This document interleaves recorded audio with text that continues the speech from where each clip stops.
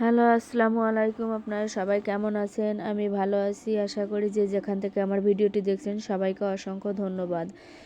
আমি আবারও ২-১ দিন পর আসলাম বড় লং ভিডিও নিয়ে।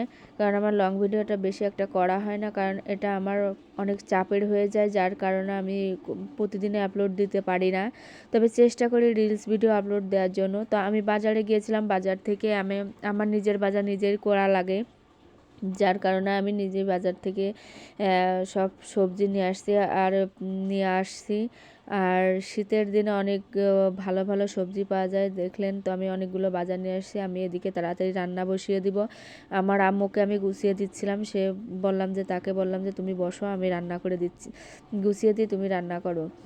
তো আমি বসে বসে গুছিয়ে দিচ্ছিলাম, সে রান্না করছে মটর শাক দিয়ে আর হচ্ছে শিম দিয়ে, চিংড়ি মাছ দিয়ে ভাজি করবে। আর এটা খেতে আমার খুব ভালো লাগে, যার কারণে আমি এটা বলছিলাম। তো সেটা শাক ভাজি করছে, চিংড়ি মাছ চিংড়ি মাছের শাক ভাজি খেতে অনেক টেস্টি হয়। দেখেন কালারটা কত সুন্দর হয়েছে, আর এত সুন্দর হয়েছে মনে হচ্ছে এখনই খেয়ে ফেলি। তো আমার ক্ষুধাও লেগে গেছে, যার কারণে আমার ছেলে মেয়ে খেতে চেয়েছিল পিঠা। আবার সে পিঠা বানানোর জন্য তাড়াতাড়ি করে ইসের চিতই পিঠা, যেগুলো আমারও খুব ভালো লাগে। তো শীতের দিনে অনেক রকমের বাহারি পিঠা তৈরি হয়। তো আমার বেশি একটা আমি বানাতে পারি না, কারণ আম্মু বানাচ্ছিল, আমি বসে বসে দেখছিলাম আর খাচ্ছিলাম।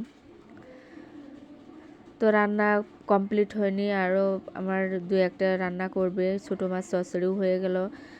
তো ছোটো মাছ চচ্চড়িটা করা হয়ে গেছে, কারণ হচ্ছে প্রতিদিন ২-৩টা তরকারি রান্না করা লাগে, যার কারণে হচ্ছে ছেলে খাবে এটা, মেয়ে খাবে ওটা, আমি খাবো আর একটা, যার কারণে আমার একটু ভিন্ন ভিন্ন পদে রান্না করতে হয়। এখানে ডাউল রান্না করছিলাম, তো মাছের মাথা দিয়ে ডাউল রান্না করছিলাম। এটা আমার বেশ ভালো লাগে মুড়িঘণ্ট খেতে। তো আপনাদের কার কার পছন্দ আমাকে বলবেন কমেন্টে। আমার তো খুব পছন্দ। তো যাই হোক, আমার এটা রান্না আমি করে ফেলেছি প্রায় রান্না শেষের দিকে। তারপরে আমারও খুব প্রচণ্ড ক্ষুধা লেগে গেছে, আমি খাবো, যার কারণে আমি আগের থেকেই ভাবছিলাম যে আমি অল্প করে আগে খেয়ে নিই। তো আমি শাক ভাজি দিয়ে আমি লোভ সামলাতে পারছিলাম না, খাচ্ছিলাম। তো আমি এটা খাচ্ছি, অনেক টেস্টি হয়েছিল। হয়তো আপনারা খাচ্ছেন না, এই জন্যই বোঝেন না। আমি আসলে খুব ভালো লাগছিল আমার খেতে, আমার শরীরটাও তেমন বেশি ভালো ছিল না, আমি খাচ্ছিলাম।